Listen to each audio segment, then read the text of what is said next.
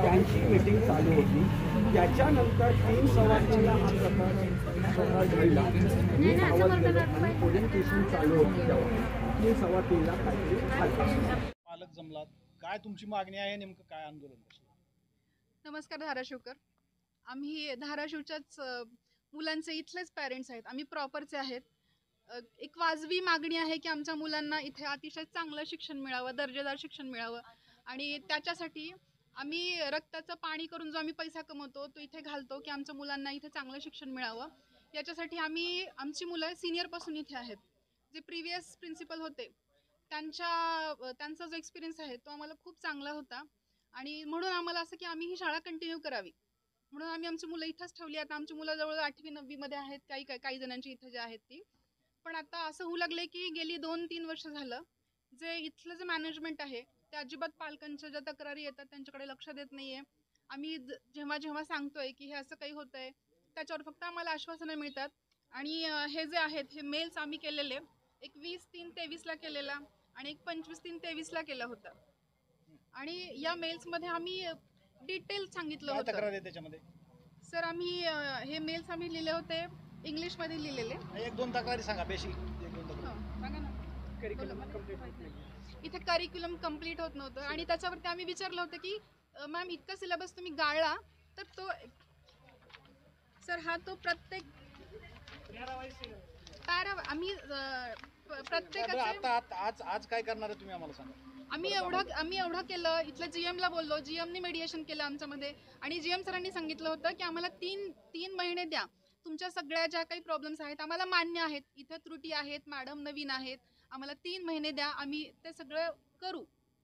पण वरच्यावर परिस्थिती इतकी बदलत जाते की आता म्हणजे आम्हाला बोलायला पण अवघड होऊ लागले. ठीक आहे, ओके. काय आहे तुमची? आमची मागणी फक्त एवढीच आहे की जे प्राचार्य मॅडम आहेत सध्या इथे तर त्यांना बडतर्फ करण्यात यावं. का तर त्यांचं मॅनेजमेंट व्यवस्थित नाही आहे. पालकांकडून जे आपण म्हणजे सजेशन येतात ते काही घेत नाही आणि फेवर आणि बायस, पर्सनल बायस एवढा आहे त्यांचा की त्याच्यावर काहीच आम्ही करू शकत नाही. पालकांची इथं आल्यावर त्यांना रिस्पेक्ट नाही, बसा म्हणतात, ॲप्लिकेशनचा फॉर्म देतात, ते भरेपर्यंत आतमध्ये तुमची काय आहे ते जाते, परत माघारी म्हणतात नाही मॅडम वेळ नाही, मॅडम मीटिंगसाठी गेलात. म्हणजे प्रत्येक वेळी पालकांनी हेच करायचं का?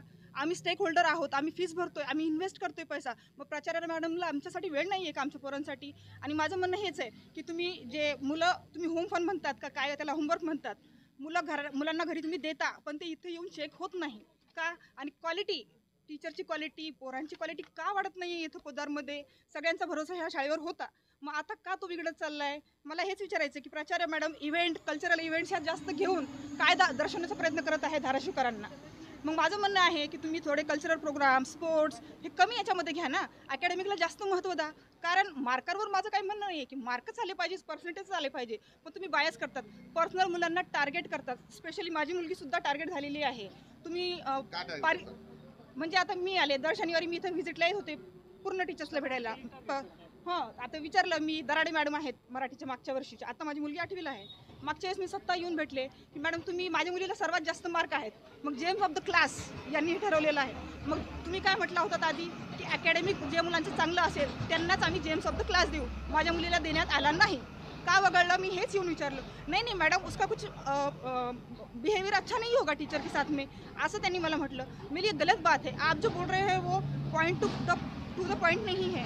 मेरा बोलना यही है कि आप gems of the class award दे रहे हो तो आप फेवर करके मत दीजिए, उसके जो बेसिक है, जो आप एकेडमिक क्वालिटी उसकी देख रहे हैं उसी के बेस पे आप दीजिए. तुमची मागणी काय? आमची मागणी हीच आहे की इथल्या ज्या प्राचार्य मॅडम आहेत, रम्य तुतिका मॅडम, त्यांना बडतर्फ करण्यात यावं, चांगला स्टाफ इथे भरण्यात यावा, क्वालिटी म्हणजे ज्यांच्याकडे एज्युकेशन नाही आहे ते पण स्टाफ इथे आहे आणि ऑनलाईन यांचं अपडेट होत नाही की आमचा कुठला टीचर कॅन्सल झाला, कुठल्या टीचरला आम्ही काढलं. मागच्या वर्षी पण एक घटना झालेली आहे. आकाश सर जे केमिस्ट्रीचे टीचर होते म्हणजे सायन्स शिकवत होते, तर त्यांच्यावर असा आरोप करण्यात आला की यांनी मुलांचं ट्युशन घेतलं. आत्ता पण सगळे टीचर्स ट्युशन घेतात, पण काही म्हणजे कधीच बोटावर मोजण्या इतकेच टीचर त्यांच्या फेवरमध्ये आहेत आणि बाकीचे सगळे विरोधात आहेत.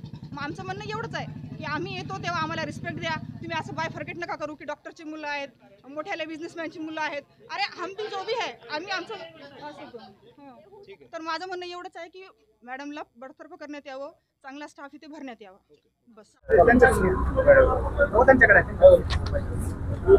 माझं नाव प्रदीप जगन्नाथ खंदारे. मी धाराशिवचा नागरिक आहे. माझा मुलगा यशराज प्रदीप खंदारे 5वीमध्ये शिकत असताना मग तो 6वीत गेला. 6वीत गेल्यानंतर त्याची काही फी राहिली असता, मग ते फी भरायची बाकी राहिली असता मग तो त्याला शाळेत येऊ नको असं अली शेख जो आता गुन्हेगार आहे तर त्यानं त्याला सांगितलं की शाळेत यायचं नाही आणि फी भरल्याशिवाय इकडे फिरकायचं सुद्धा नाही. मग त्याच्यामुळं माझ्या मुलावर विपरीत परिणाम झाला. तो शाळेत जायचं नको म्हणायला लागला. शाळेचं नाव काढलं की तो रडायला लागला. मग मी त्याला विचारलं तर असं कशामुळे तो शाळा नको म्हणायला लागला. तर मग त्यानं मला सगळं स्पष्ट सांगितलं की अली शेख या शिक्षकानं मला चक्क शाळेत यायचं नाही, तुझी फी भरली नाही आणि इकडे पाय सुद्धा टाकायचं नाही असं सांगितलं. आणि मग मी शाळेत जाऊन मग पुन्हा त्या प्रिन्सिपल मॅडमला रितसर अर्ज दिला. शिक्षण उपसंचालक, संचालक, मुंबई लांब प्रधान सचिवापर्यंत मी अर्ज दिला. आणि मग प्रिन्सिपल मॅडमलाही भेटून तर मॅडमने त्याची जेवढी म्हणावी तेवढी दखल घेतली नाही. आणि मग तो माझा मुलगा तो भीतीदायक म्हणजे अशा अवस्थेमध्ये राहायला लागला. मग मी सांगितलं की ह्याला विपरीत जबाबदार कोण.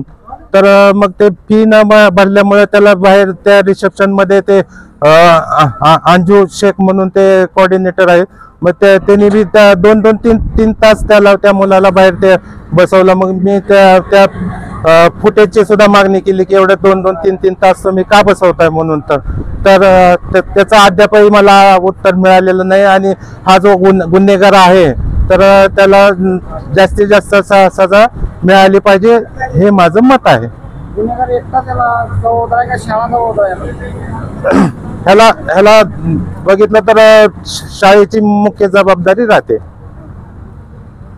तुमची काय मागणी आहे प्रमुख? माझी मागणी आहे की ते जो गुन्हेगार आहे त्याला चांगली शिक्षा झाली पाहिजे. शिक्षा म्हणजे काय?